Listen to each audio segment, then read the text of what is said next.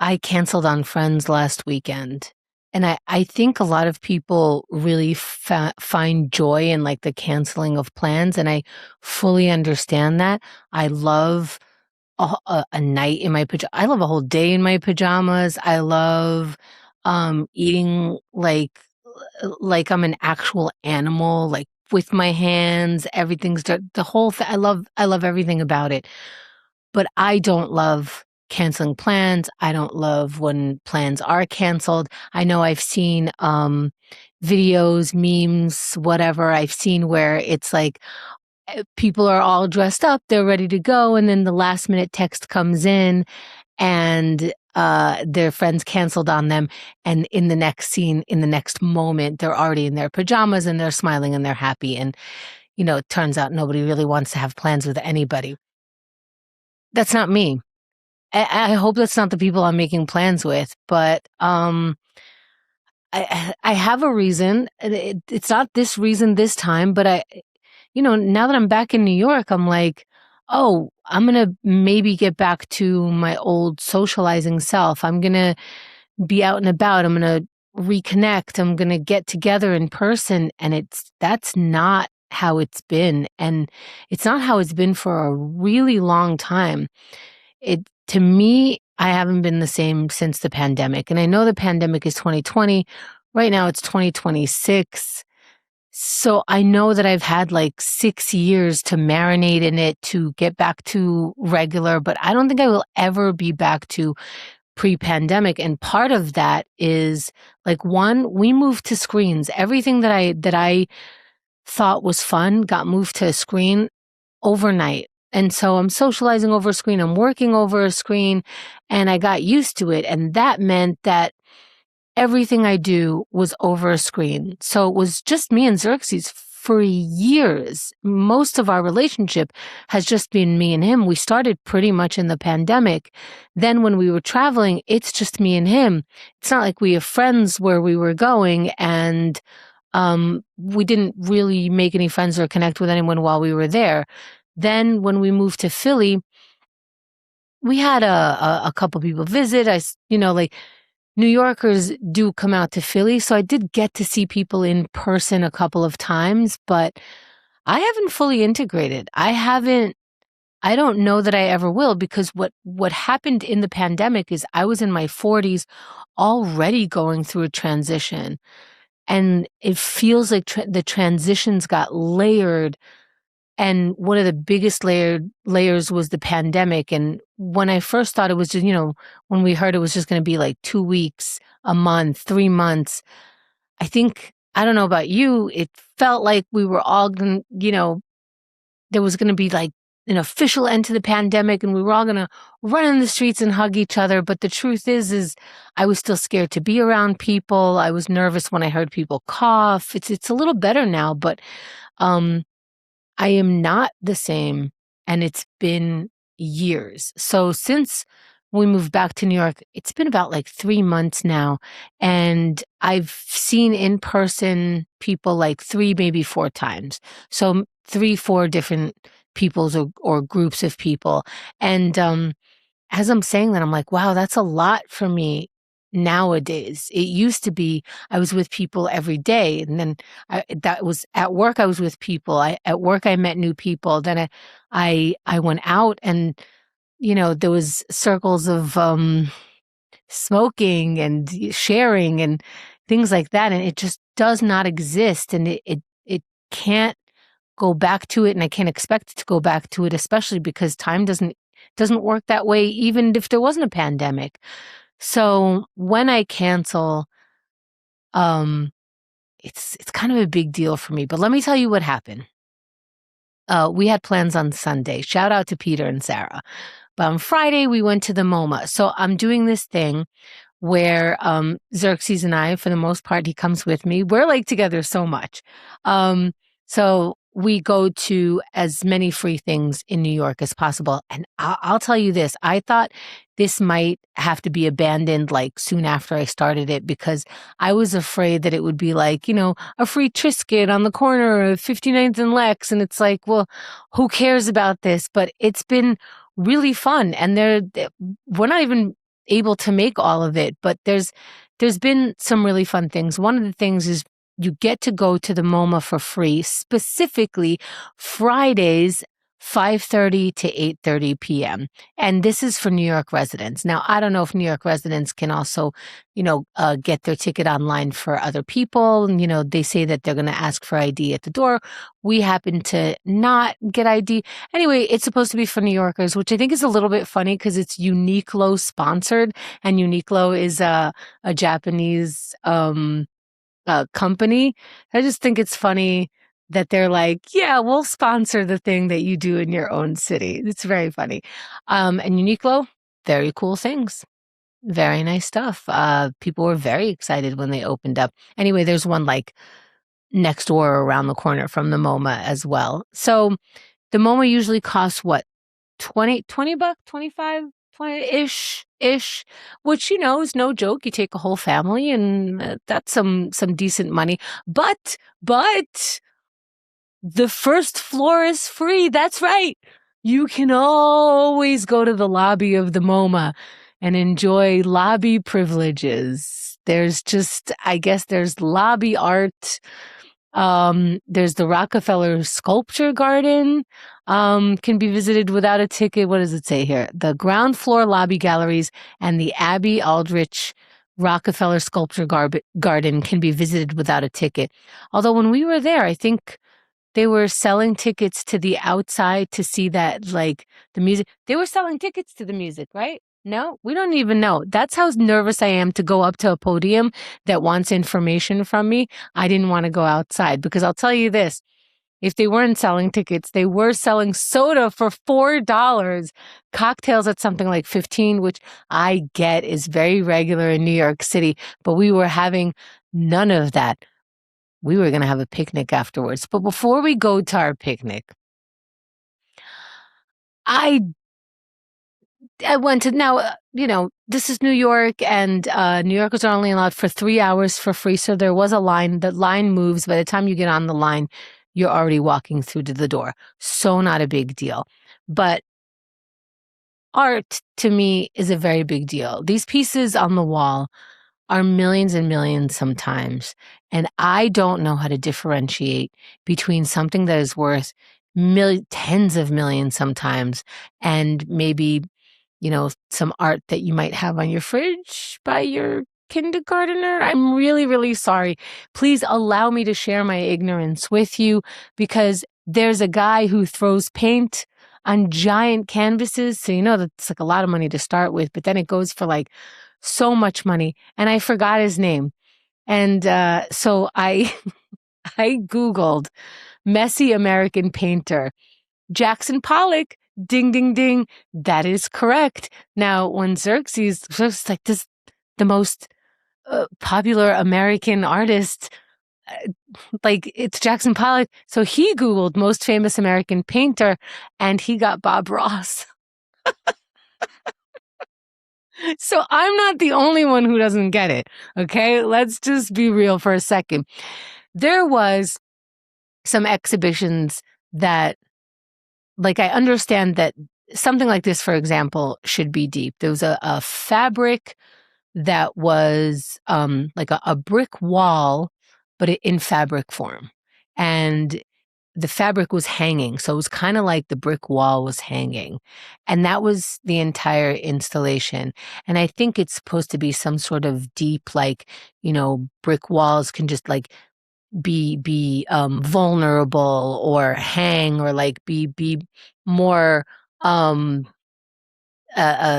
less strong, or more weak than we know. I don't know. Am I getting it? I don't know. Then there was, in a different room, a shovel hanging from the ceiling. It wasn't storage. It was part of the installation. There was like another one on the other side of the room. So it was a couple of hanging shovels. And I'm not sure, like, maybe we're in our grave already and they're like digging above us. Like, I just came up with that now. Like, am I supposed to come up with, like, what's the deepest thought I can have about a shovel from a ceiling? Or am I supposed to automatically feel, I don't know. I get that it's interpretation. All right. There was another one a room with a giant video of a person's face bleeding, like from the eyeballs, from the head, like just dripping slowly, then faster, covering their face. Boom, art. Next room, a room with giant cubes. That's it. One cube on top of the other, like 2 cubes, some space, another 2 cubes. What am I missing? Like, how much did they pay for? Like, if I wanted to put that as art, like in my foyer, like I won the lotto, I have a giant foyer, I want rocks. What do I need to have this piece of art? Okay. Then there was a sculpture with bread on their head, with some other stuff. I don't know. That that seems like it should be deep, right? Like maybe I'm not getting it. And again, my ignorance, you can call me whatever you want in the comments. I already know that I am. It's cool. Let's get to the Rothkos. The Rothkos. Oh, I'm staring at the Rothko. I'm staring at it. You know, that's the ones with like rectangular, like there's an orange and a blue or a red, and I don't know the colors. He's got a few of them.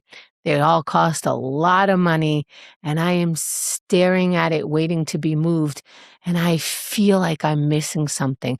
Kind of like certain music where entire concerts full of people are having moments of elation or feeling of like that kind of thing that music does to you. And I'm going, "Ooh, why isn't that happening in my ears? Why can it happen with this other music? And I am missing everything that these people are experiencing it. That's what I feel in front of Rothko's. I am missing something. I know I'm missing something because the music, like, for example, Daniel Johnston, I don't think people are faking it, but I can't find it in my ears, and I really want to, because when I hear and see what that music does to people, I'm jealous. I'm jealous because it doesn't work like that for me, and neither does the Rothko. But I know that it's like I get this set of eyeballs, and other people can identify something that I am not seeing. I did love a couple of paintings, but not really sure why. There's an eyeball with a sky in it. Am I just a basic bitch? You know, like, ooh, sky, pretty, eyeball, sea, like, nice. You know, me like art. I don't know. Am I just like, is that just out of ignorance? It's still in MoMA. It's still a big la-di-da to do, right? It still counts. And then there was this other one that I'm not even sure what it's of, but there's something about, like, I would hang that on my wall because the colors, there was something about the colors that just, um, like, equaled joy. I'm like, "Oh, I get to experience this painting. I get to see it." It does something as I pass by it. It brings me, like, this warmth because of the colors, and I don't know if it's also the shapes that this artist put it in. The artist is called, it's named Umberto Boccioni. And I had never heard of this person, but your colors amuse me very much, Umberto. Thank you. So I'm walking around and, getting my steps in and wondering, um, if I am understanding things way less than the people next to me, noticing, very funny, like a lot of people are just sitting there on their phones. I mean, there's a lot of walking, so I can understand like sort of taking a break, but a lot of people are also looking at the art through their phones because we're all just taking pictures, including me. I'm showing you all pictures that those were taken somehow. Um, so I was one of the people just kind of taking pictures, but the museum itself is really pretty. Just being, just walking around and even looking for what art can do for me, I think is pretty cool. Like just experiencing that I get to go to this place, that when people visit here, it's on their list. I mean, I just think this is such a cool city. So after that, we went to Aldi again. I told you this little Aldi hack, this little supermarket hack that we go to a supermarket instead of getting um an iced coffee for $5. Oh, excuse me, 6, 7, $8 each. We get the espresso and the milk, and we share even more coffee than we would have gotten to with a budget that is so friendly.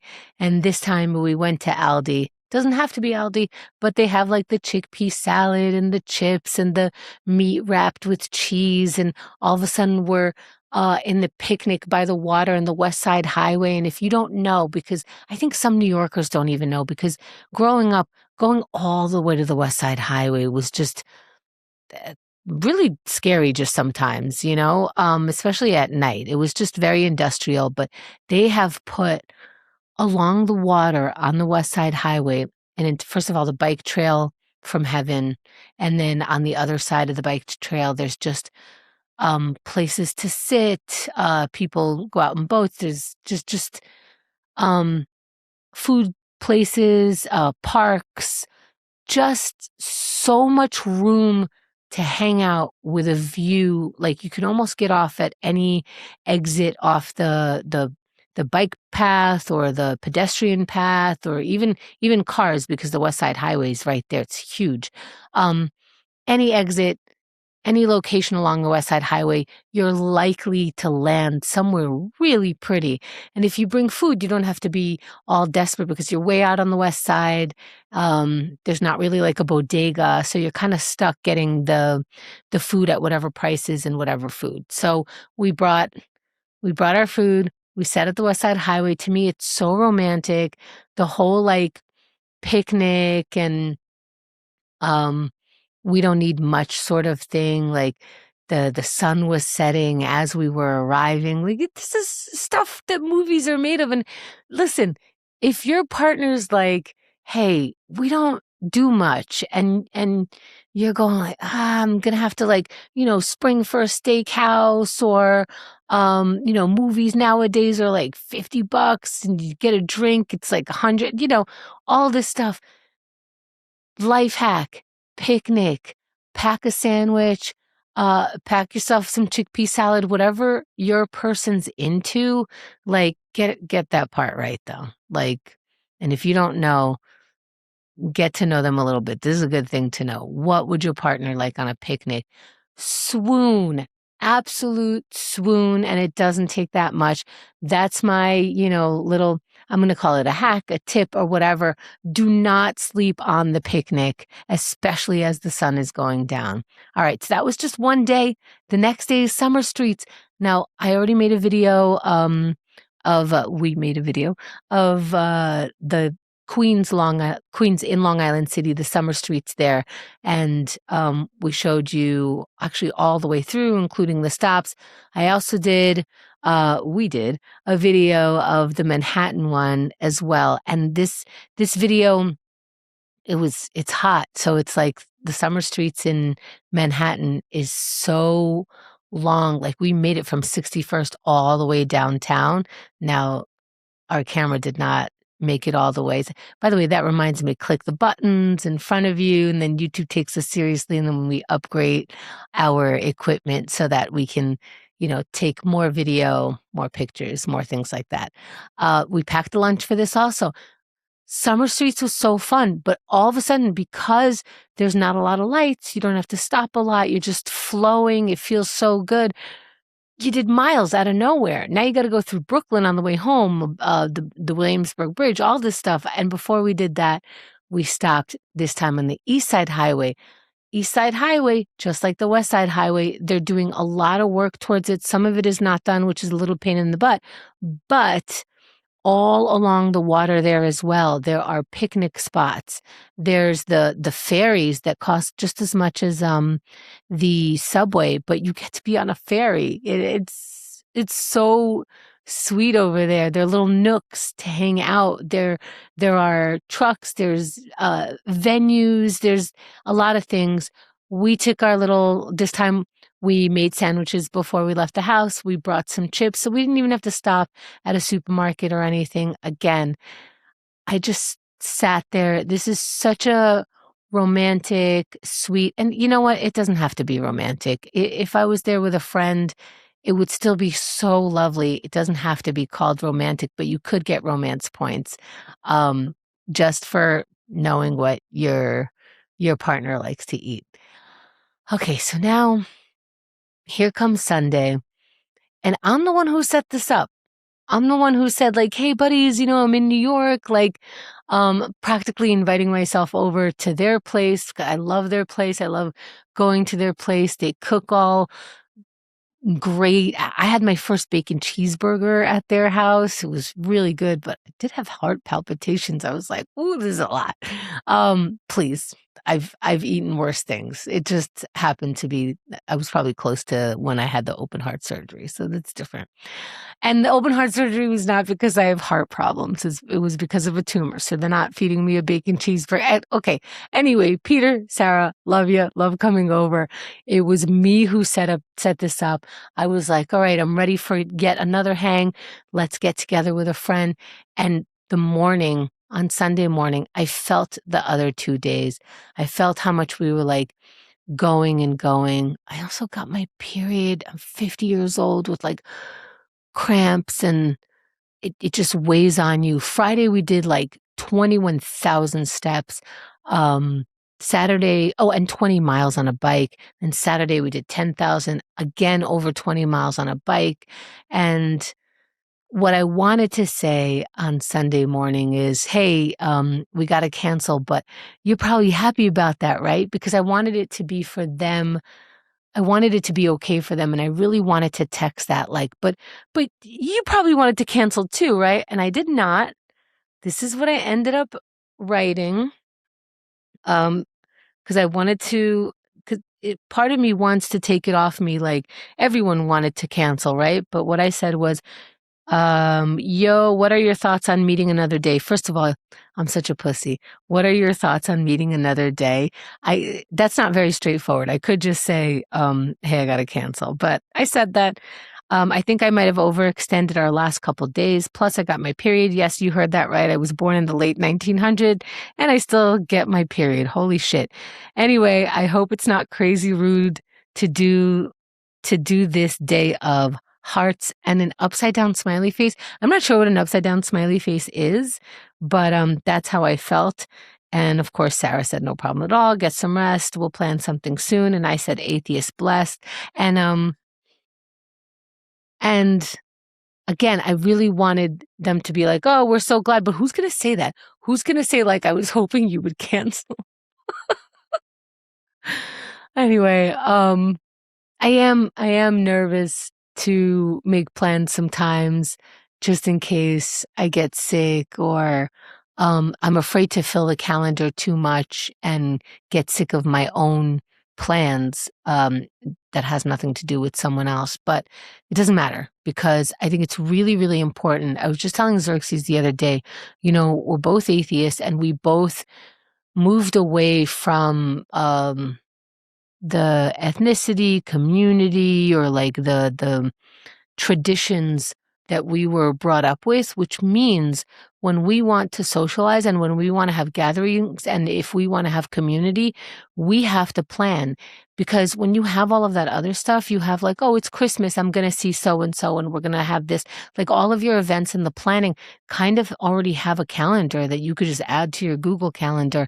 And like when you have, weddings and things like that, people respect those dates. They go out of their way to socialize and meet and commune.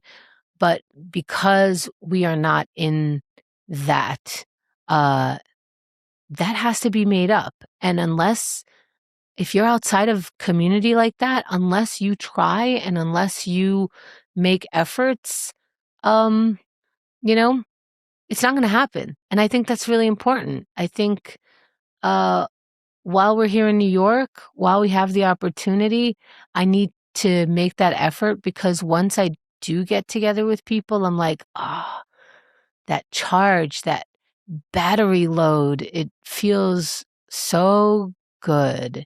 And it's tiring and it's all of what everybody else feels. It's like the social battery can die and um or like I can walk away thinking, "Oh my God, did I just make a fool of myself?" All of those things happen to me, but it's still necessary and still overall um I crave it. I need it. So I will see you soon because I need you.